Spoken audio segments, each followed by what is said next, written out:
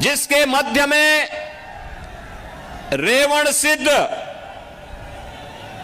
पश्चिम में भागवत का पंढरपुर,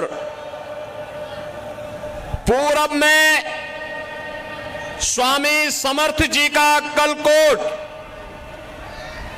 उत्तर में आई भवानी का तुलजापुर और दक्षिण में गुरुदेव दत्त जी का गाणनापुर स्थित है।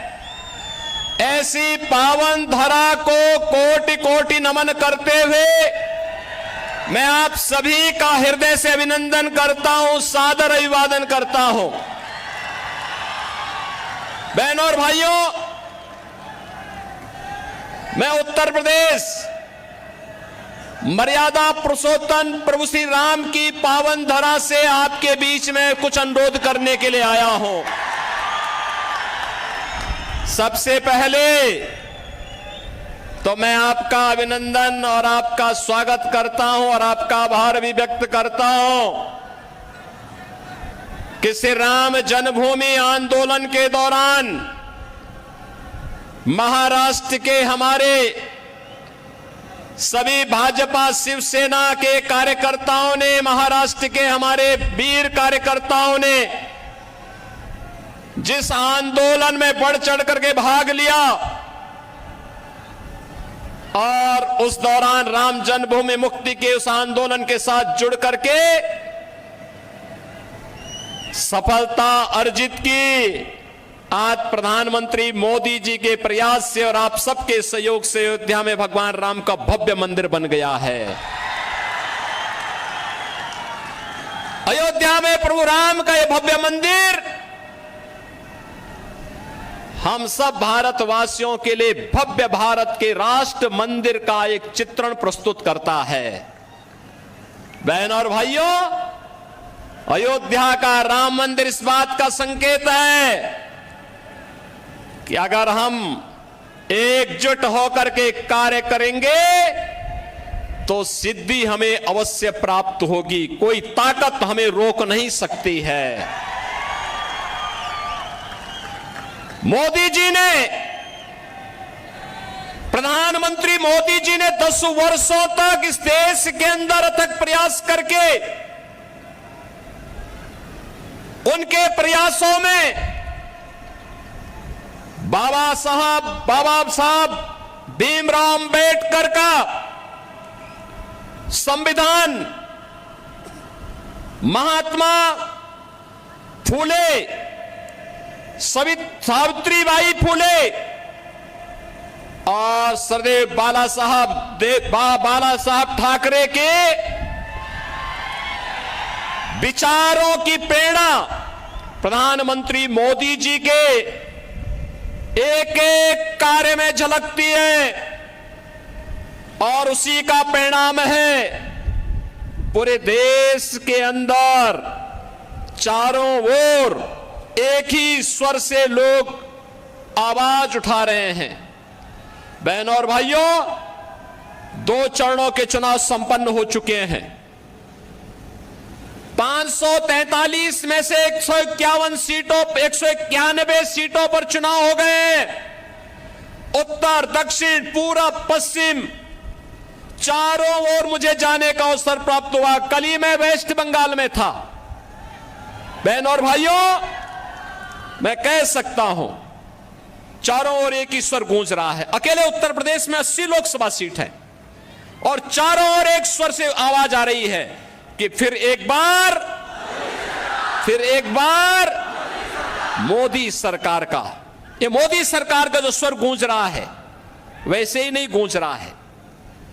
10 वर्ष तक बाबा साहब भीमराव अंबेडकर के संविधान की पूजा करते हुए, महात्मा फूले के सामाजिक न्याय को अंगीकार करते हुए, सावित्रीबाई फूले के महिला सशक्तिकरण के अभियान को आगे बढ़ाते हुए और सरदेव बाला साहब ठाकरे के हिंदुत्व की प्रचंड ज्वाला को आगे बढ़ाते हुए जो सिंहनाद मोदी जी ने किया है, आज उसका परिणाम हम सबके सामने है। 140 करोड़ भारतवासियों का दुनिया के अंदर सम्मान बढ़ा है। भारत की सीमाएं सुरक्षित हुई हैं। एक सुरक्षित भारत किस रूप में सुरक्षित हुआ है? आज कोई भी देश, कोई भी दुश्मन भारत की सीमा का अतिक्रमण नहीं कर सकता। आतंकवाद, नक्सलवाद समाप्त।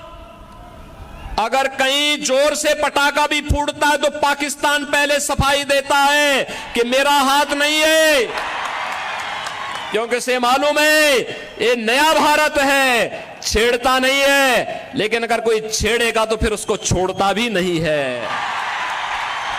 ये नया भारत है। ये कांग्रेस के समय का भारत नहीं है कि कोई एक थप्पड़ मारता था तो वो कहता था अरे रुक जाओ यार, देखो कहीं माहौल खराब ना हो जाए। ऐसा नहीं है। अगर कोई थप्पड़ मारेगा तो जोरदार घूंसे से उसका जबड़ा तोड़ने की हिम्मत आज का भारत रखता है। और इसलिए बहनों और भाइयों, मैं आज आप सबको यही कहने के लिए आया हूं, डेवलपमेंट का कार्य मोदी जी ने 10 वर्ष में जो तैयार किया है, ये विकसित भारत की आधारशिला बन चुका है। भारत आज दुनिया की सबसे बड़ी उभरती हुई अर्थव्यवस्था के रूप में स्थापित हुआ है।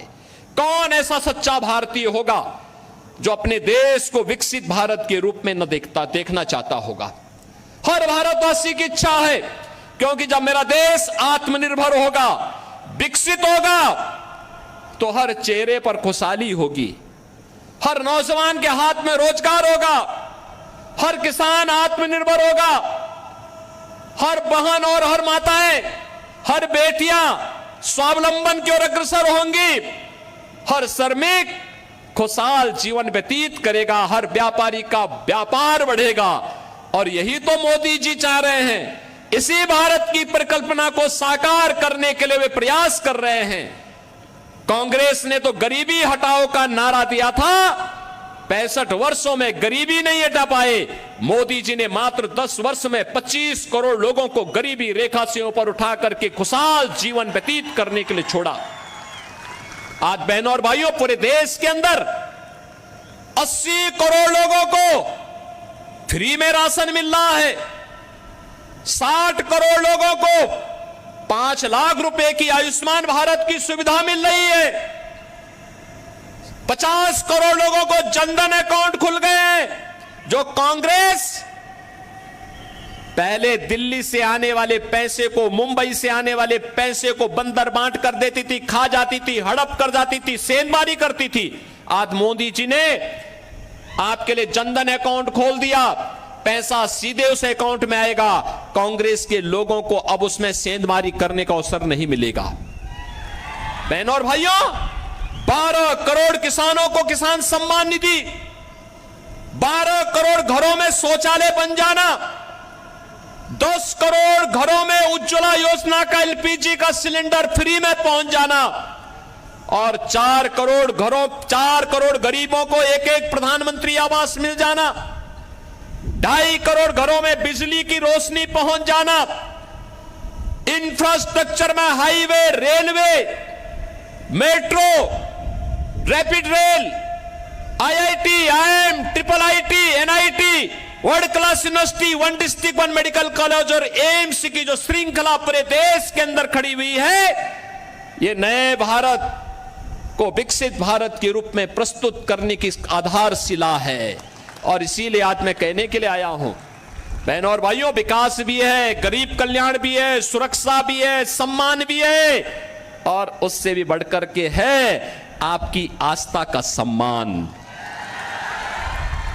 क्या अयोध्या में प्रभु रामलला का मंदिर एक कांग्रेस के लोग बना पाते क्या? ये लोग बना पाते क्या? इनसे उम्मीद करते हैं।